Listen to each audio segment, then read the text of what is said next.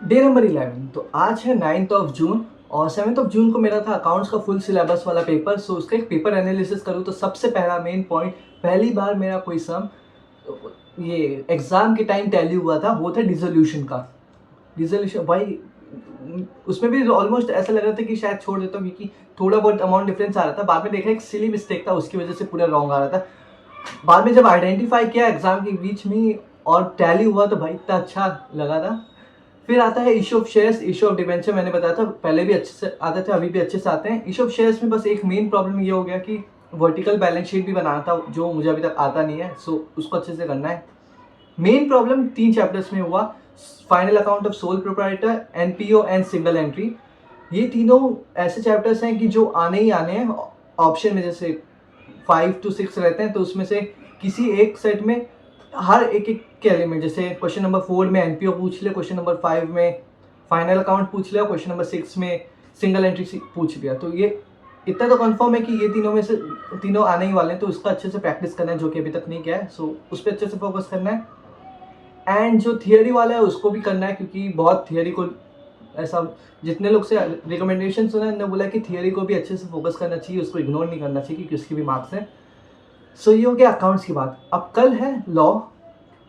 सो अभी लॉ के लिए तो जितने भी हैं, सबसे पहले मेन ऑब्जेक्टिव जो मैंने पहले भी बताया था कि डिस्टिंग्विश जितने भी हैं सारे बुक में, वो अच्छे से करना है। फिर उसके बाद आता है कि सेक्शन नंबर सबके अच्छे से याद करने हैं। और फिर उसके बाद थियरी जितने भी रहते हैं वो करने हैं। थियरी मतलब जो कैरेक्टरिस्टिक्स हो गया या ऐसे टॉपिक्स जो फ्रीक्वेंटली पूछे जाते हैं। सो जो थियरी मतलब कैरेक्टरिस्टिक्स वाले क्वेश्चन होते हैं वो तो कंफर्म आने ही आने रहते हैं। तो इन पे करना है। कुछ कुछ टॉपिक्स जैसे मैंने बताया था, lifting of corporate veil, indemnity वाले, ये सब जो अलग अलग टॉपिक्स हैं वो तो आने ही वाले हैं। जो रेगुलेटरी, जो नए चैप्टर्स है रेगुलेटरी, नेगोशिएबल, इनके भी तो सिग्निफिकेंट आ ही सकते हैं। रेगुलेटरी का वैसे वो वेटेज कम है, नेगोशिएबल का है।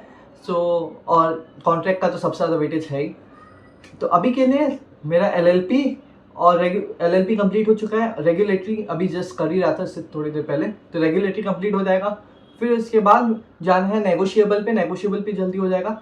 फिर आना है कंपनीज एक्ट पे। ये मैं सीक्वेंस बता दूँ कि कैसे करना है। कंपनीज एक्ट पे, फिर उसके बाद कॉन्ट्रैक्ट पे या तो पार्टनरशिप, देखते हैं कौन सा, मोस्ट प्रोबेबली पार्टनरशिप। फिर उसके बाद कॉन्ट्रैक्ट पे एंड लास्ट में जाके सोगा पे, क्योंकि सोगा उतने से अच्छे से आता नहीं है। और जो कंपनीज, ये अपना कॉन्ट्रैक्ट का भी लास्ट वाला पार्ट है, जो ये न्यूली ऐड था प्लेज वाला, उतना अच्छे से आता नहीं है। ये बेलर बेली, सो उसका देखना पड़ेगा, अच्छे से करना पड़ेगा। सो ये था ये था स्ट्रेटेजी।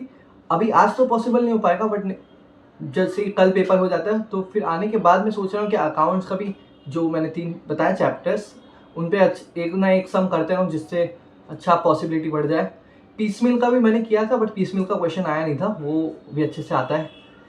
सो ओवरऑल यही है। अभी फुल सिलेबस वाला जो पेपर होगा उससे एटलीस्ट अंदाज़ा आ जाएगा कि कितना किस रेंज में आएगा। सो इसका मैंने प्रेडिक्शन किया था, जो कि था मिनिमम वर्स्ट टू वर्स्ट में 36 और बेस्ट टू बेस्ट में 44। बेस्ट टू बेस्ट जैसे मैंने अपने 12th बोर्ड वाले में भी किया था कि बेस्ट टू बेस्ट मतलब एक्चुअल में बेस्ट नहीं, बट बेस्ट में भी जैसे एवरेज होता है, एक तो हो गया एवरेज, एक होता है बेस्ट। अब उसके बीच वाले जो पॉइंट है वो वाले उसको मैं बेस्ट कंसिडर करता हूँ, क्योंकि एकदम एक्सट्रीम बेस्ट कंसिडर करके मतलब नहीं है। सो ये है 36 to 44, जो कि बहुत ज़्यादा बेकार है, क्योंकि मेन एग्जाम में मेरा एम रहेगा 50 to 60 रखने का। अगर 50 बस क्रॉस भी हो गया, जैसे कि 51 आ गया, वो बहुत ज़्यादा मोर देन इनफ हो जाएगा। और मतलब 55 आ गया तो और बेस्ट है।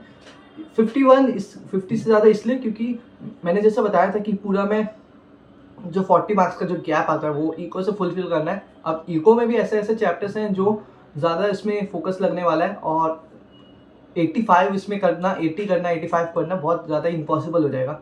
सो इसके लिए जितना बर्डन कम हो सके उतना अच्छा रहेगा। अगर इसमें अकाउंट्स में फॉर एग्जांपल 50 या 55 हो गया, तो इसका मतलब अकाउंट्स का पूरा कंप्लीट है, 10 मार्क्स का उसका ज़रूरत नहीं है, 5 मार्क्स और उल्टा एडिशनल हो गया। सो मतलब इको में अगर बाकी सबको कंसीडर करें, सब में 40-40 आया, तो जो इको में रहेगा उसमें मुझे करना रहेगा 65 के अराउंड, तो 70 विच इज़ स्टिल पॉसिबल, क्योंकि 85 ज़्यादा इम्पॉसिबल हो जा रहा था, 65 के आसपास पॉसिबल है। अब यही सेम चीज़ maths law account paper number 3 है, उसको भी अगर और रिड्यूस कर दिया 5 मार्क्स से 10 मार्क्स से 55 आ गया, 55 नहीं 45 आ गया या 50 आ गया, वो भी काफ़ी रहेगा। फिर बचेगा सिर्फ लॉ का एंड इको का जो 10-10 मार्क्स का गैप फुलफिल करना रहेगा। सो ये है एम।